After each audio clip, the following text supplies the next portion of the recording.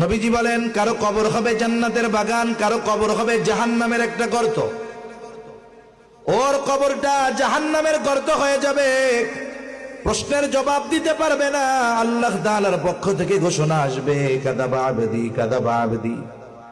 এভাবে আমাদের সকলকে এক সময় আলমে বরজখে চলে যাওয়া লাগবে। একটা সময় পৃথিবীর কোন মানুষ এই দুনিয়ায় থাকতে পারবে না, নির্দিষ্ট একটা সময় পর্যন্ত। ইসরাফিল আলাইহিস সালাম সেই সময়ের অপেক্ষায় আছেন, আল্লাহ তাআলার নির্দেশের অপেক্ষায়। ইসরাফিল আলাইহিস সালামের সিংহায় ফুৎকারের মাধ্যমে এই পৃথিবীর বুকে মানব বসতির ইতি ঘটবে। আল্লাহ তাআলা বলেন, ওয়ানুফিখা ফিস সূরি ফাসাইকা মান ফিস সামাওয়াতি ওয়া মান ফিল আরদ ইল্লা মান শাআল্লাহ সুম্মা নুফিখা ফীহি উখরা ফাইদা হুম কিয়ামুন ইয়ানদুরুন।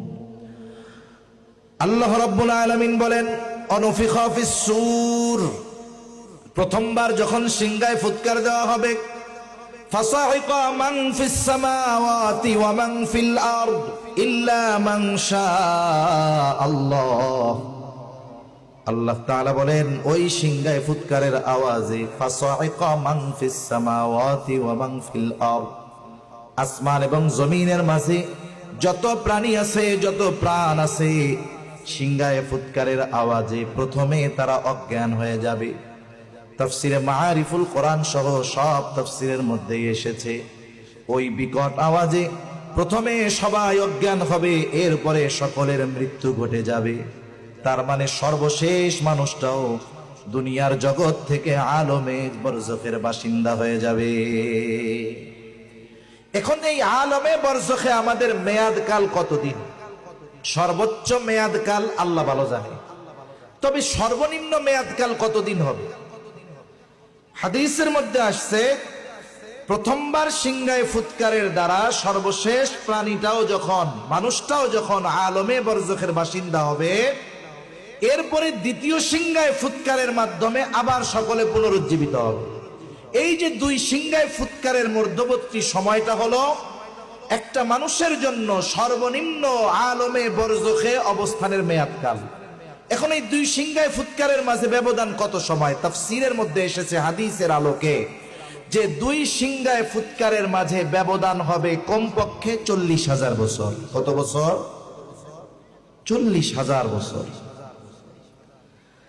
সুম্মা নুফিখা ফীহি উখরা ফাইদা হুম কিয়ামুন ইয়ানদুরুন। এই সুম্মার মধ্যে পার হয়ে যাবে 40,000 বছর। দ্বিতীয়বার সিংহায় ফুৎকার যখন দেওয়া হবে, প্রত্যেকের অবস্থান স্থল থেকে উঠে দাঁড়িয়ে যাবে, ডানে বামে তাকায় দেখতে থাকবে কি অবস্থা। কুরআনুল কারীমে আল্লাহ তাআলা আরেক জায়গায় বলেন, ওয়ানুফিখা ফিস সূরি ফাইদা হুম মিনাল আজদাসি ইলা রাব্বিহিম ইয়ানসিলুন। এখানে দ্বিতীয়বার সিংহায় ফুৎকার উদ্দেশ্য। এই সিংহায় ফুৎকার দেওয়ার পরে প্রত্যেকের অবস্থান স্থল থেকে উঠে যাবে, ইলা রাব্বিহিম ইয়ানসিলুন, সকলেই তাদের রবের দিকে ছুটতে থাকবে, সকলেই রবের দিকে ছুটতে থাকবে। অবস্থাটা কেমন হবে? নবীজি সাল্লাল্লাহু আলাইহি ওয়াসাল্লাম বলেন, কিয়ামতের দিন সকলকে যখন পুনরুত্থিত করা হবে, সকলে কবর থেকে উঠবে, এইবার সকলে বিবস্ত্র অবস্থায় থাকবে। আয়েশা সিদ্দিকা রাদিয়াল্লাহু তাআলা আনহা বলেন, ইয়া রাসূলুল্লাহ, একজন কি আরেকজনের দিকে তাকাবে না? মানুষেরা কি লজ্জা পাবে না? নবীজি বলেন, আয়েশা, মানুষ এতটা ভীত চিন্তিত থাকবে যে একজন আরেকজনের দিকে তাকানোর কথা চিন্তাও করবে না। অনেক সময় আবহাওয়ার সাথে সাথে মানুষের মনের অবস্থাও পরিবর্তন হয়। যেমন আপনি সকাল 9টা 10টা 11টার দিক, একেবারে পরিষ্কার আকাশ, ঝলমলে রোদ, এই সময় দেখবেন মনের অবস্থা একরকম, কিন্তু 10 মিনিটের মধ্যে হঠাৎ করে দেখা গেল গোটা আকাশ কালো মেঘে মেঘাচ্ছন্ন হয়ে গেছে। এত পরিমাণ মেঘ, মনে হচ্ছে রাত্র নেমে গেছে। এই সময়টা আপনি এই 5-10 মিনিটে আবহাওয়ার পরিবর্তনে দেখবেন মনের মধ্যেও একটা পরিবর্তন চলে আসে, চিন্তা, শায়রে ঝড় আসতেছে, মেঘ আসতেছে, একটা ভয়ানক অবস্থা সৃষ্টি হয়ে যায়। কিয়ামতের ময়দানে বিচার কার্য কিছুই শুরু হয় নাই, শুধুমাত্র হাসরের ময়দানের অবস্থা আবহাওয়া অবলোকন করে মানুষের পরিস্থিতি এমন হবে যে যার কবরে আযাব ছিল সে মনে করেছিল এটা জাহান্নাম, হাসরের ময়দানে উঠে সে মনে করবে কবরে আমি আরামে ঘুমিয়েছিলাম। এজন্য আল্লাহ রাব্বুল আলামিন বলেন, মানুষেরা বলবে ক্বালু ইয়া ওয়াইলানা মান বাআসানা মিন মারকাদিনা হাযা মা ওয়া'আদার রাহমানু ওয়া সাদাকাল মুরসালুন। মানুষেরা বলবে, হায় দুর্ভোগ, কে আমাদেরকে আমাদের অবস্থান স্থল থেকে জাগিয়ে দিল? মান বাআসানা, কে আমাদেরকে জাগিয়ে দিল? জাগানো যায় কাকে? বলে যে ঘুমিয়ে থাকে তাকে, ঠিক কিনা বলেন? এইবার ফেরেশতারা অথবা মুমিনরা জবাব দিবে। দেখেন, আগের অবস্থা কষ্টের ছিল, কিন্তু হাসরের ময়দানের অবস্থা দেখে আগের অবস্থাটাকে সে মনে করতেছে আমি ঘুমায়াছিলাম। মুমিনরা অথবা ফেরেশতারা জবাবে বলবে, হাদা মা ওয়া'আদার রহমান, এটাই হলো দয়াময়ের সেই প্রতিশ্রুত দিবস, যেই দিবসের ওয়াদা তিনি দিয়েছিলেন। এটাই তো রবের সেই প্রতিশ্রুতি। ওয়া সাদাকাল মুরসালুন, ওনার প্রেরিত মহামানবেরা রাসূলগণ এই দিবসের সত্যায়ন করেছিলেন।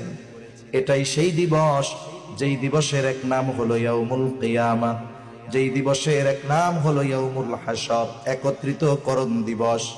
এই দিবসের এক নাম ইয়াউমুল জাযা, এটাই হলো সেই প্রতিদান দিবস, যেই দিবসে মানুষকে দুনিয়ার কর্মের পূর্ণ প্রতিদান যিনি প্রদান করবেন তিনি কে?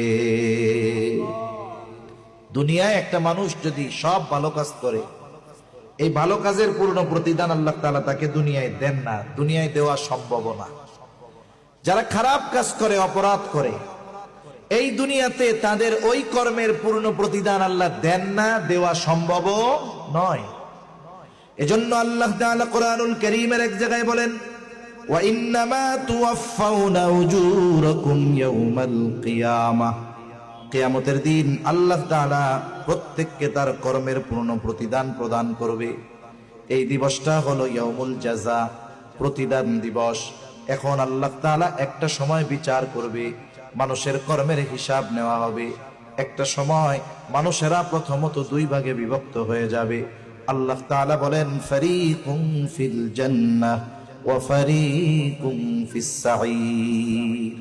একটা দল জান্নাতি আর এক দল জাহান্নামী। জান্নাতি জান্নাতে চলে যাবে, জাহান্নামী জাহান্নামে যাবে। জাহান্নামে দুই দল, এক দল বেঈমান যারা অনন্তকাল জাহান্নামে থাকবে, আর এক দল ঈমানদার, তবে দুনিয়ায় গুনার কাজ করছে, ঈমান কোনো মতে নিয়ে মরছে। এই লোকটাও শাস্তি ভোগ করে এক সময়